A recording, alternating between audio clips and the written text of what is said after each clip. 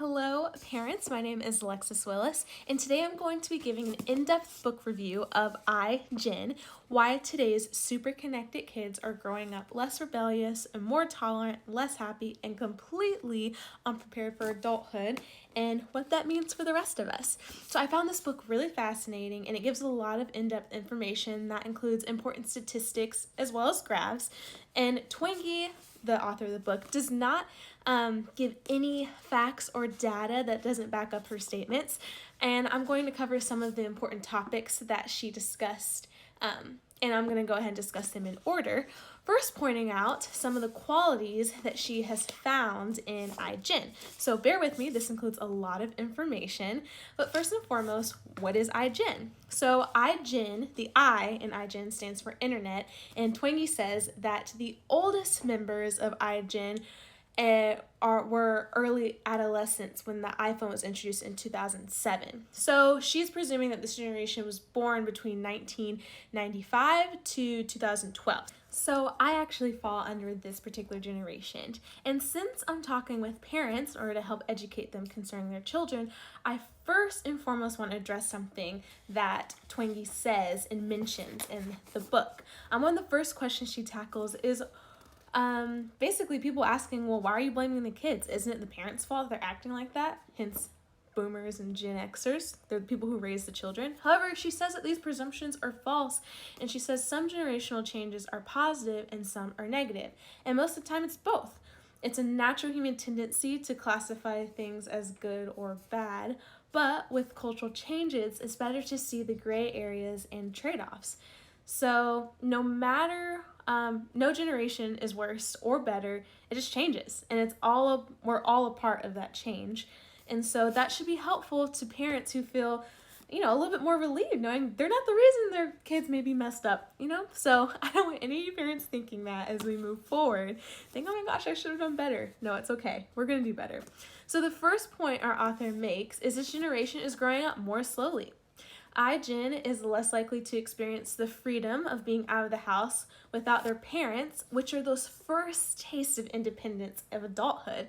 Those times where teens can actually make their own decisions, whether good or bad. And again, iGen growing up more slowly has positive and negative trade-offs like we discussed earlier.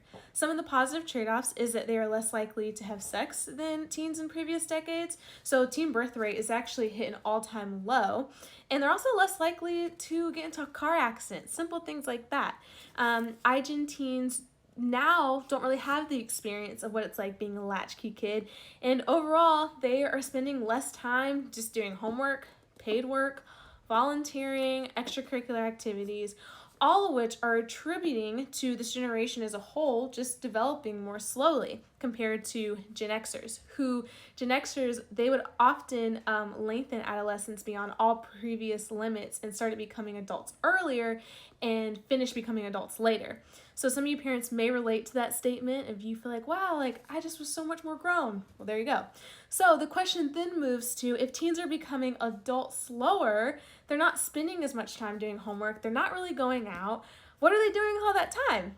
And I'm pretty sure you know the answer to this, and it has to do with smartphones. Now it's time for our favorite part in the lesson, and it's the internet time. So iGen is on the internet a lot. High school seniors spend an average of 2 hours a day texting on their cell phones, about 2 hours a day on the internet, about an hour and a half gaming, and about a half hour on video chat in a most recent survey that was conducted. So that totals to about 6 hours a day of this new media, and that just is during their leisure time. So I'm pretty sure none of that surprises you, and it also leads Twenge on to her next point, that is that this particular generation doesn't have a lot of in-person interactions like they used to. iGen is not practicing their in-person social skills as much as other generations did. So when it comes to time for the main show, the recital, their social skills may not always come into fruition. So that means when it matters, like college interviews, making friends in high school, competing for jobs. These like life social decisions are still primarily in person, but iGen's getting less experience in these situations. And I found all this information to be true, especially within my own life. And I always hear amongst kind of my peers and people who are younger than me about how nervous they get when they're interacting with adults or people who are just older than them.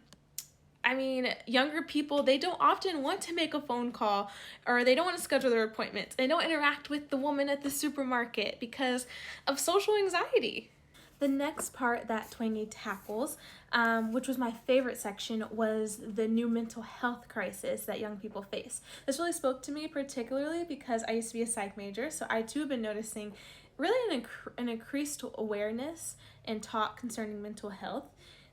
So Twangy says that iGen looks so happy online. They make goofy faces on Snapchat, they smile in pictures on Instagram, but when you actually dig deeper into this generation, the reality is not so comforting. And iGen is on the verge of one of the most severe mental health crises for young people in decades. But on the surface, which makes the situation really unique, is that everything appears to be fine. Some of the likely causes that can contribute to this mental health anxiety or depression can be FOMO, the fear of missing out. Because young people are constantly aware of experiences and activities that they're missing out on through social media, it can lend itself to feeling lonely.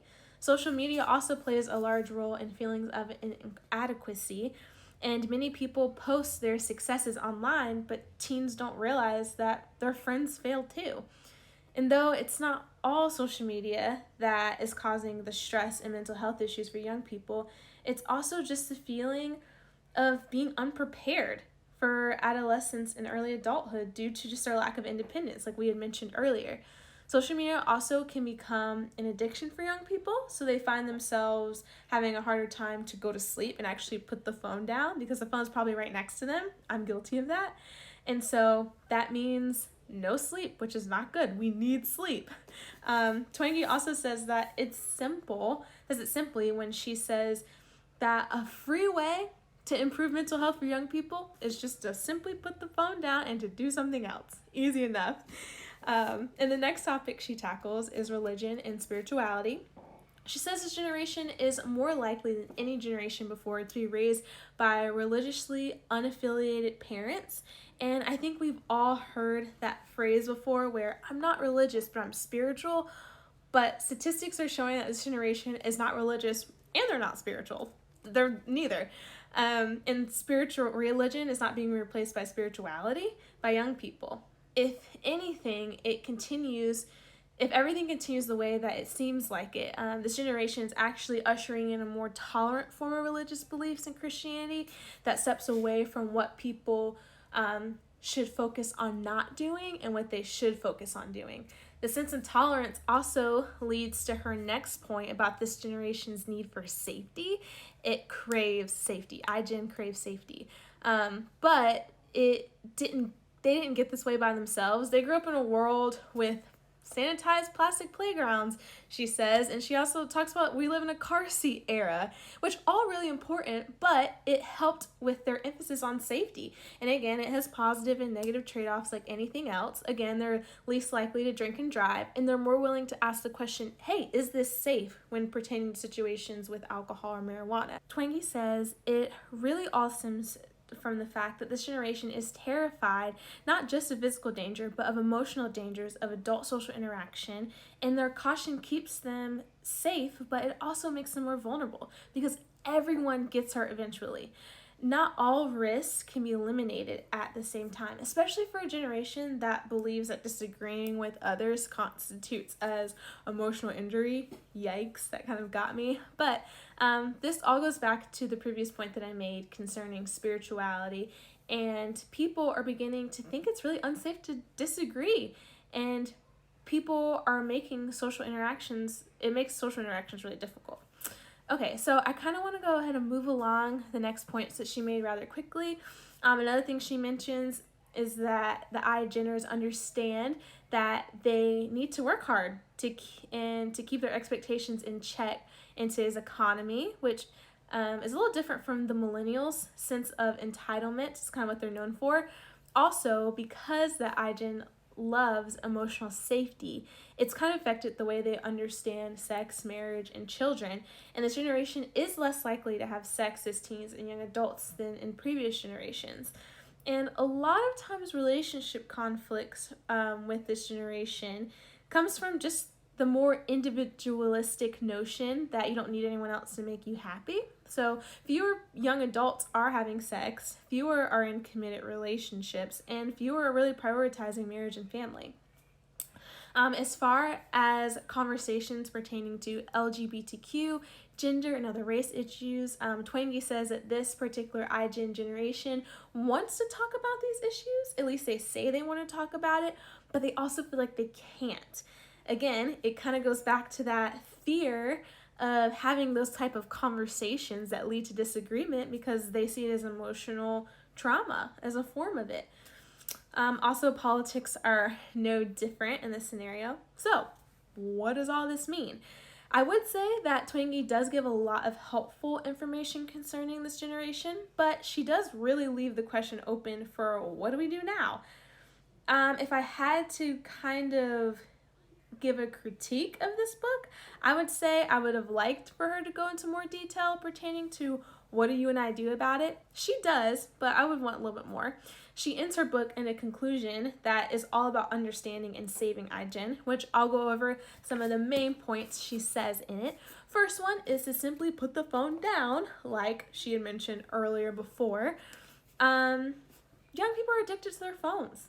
And parents maybe have to instill some type of rules or functions to where their young people don't always have constant access to a smartphone.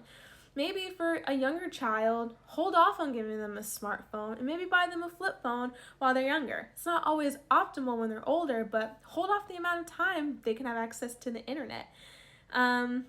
Put restrictions so it's not this constant disengagement to the world around them.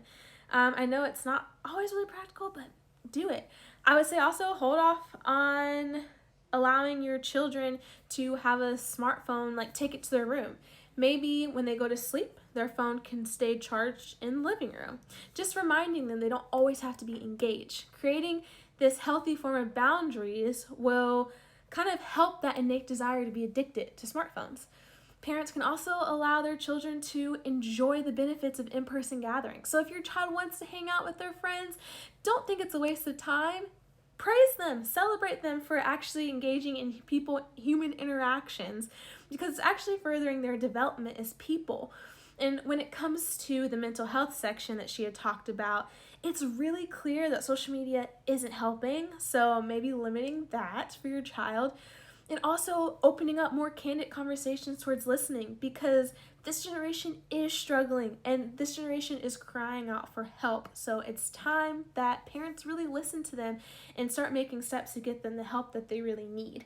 And I also want to encourage opportunities for this generation to grow up and enjoy some extracurricular activities after work or at volunteering, after schoolwork. All of this will help teach valuable lessons like time management, responsibilities, and social skills. And so now I'm going to quote Twangy in her last section of the book, where she says that iGen is just growing up more slowly, raised by the value of safety and frightened by implications of income inequality. She is optimistic about this generation because of their practical nature and inherent caution. And she says that if they can shake themselves of the constant clutch of their phones and shrug off the heavy cloak of fear, they can fly. So it's our job as parents and guardians to come alongside this particular generation and help them to overcome some of those fears that they may have and help them set practical boundaries with their phones and those silly distractions that kind of get in the way, like social media. And I just want to thank you all for joining me today. It's been an honor and a privilege to share this all with you and this information. I think this book has a lot of helpful tools and resources that can bring better understanding to your children. And so, yeah, it's really important. And I think with more knowledge comes more power. And so even though it doesn't specifically give a lot of detail pertaining on what happens next, knowing this information that she does give, it's enough great points to really make a difference within the lives of your family and your home. So give this book a read. It is really great, and have a great day.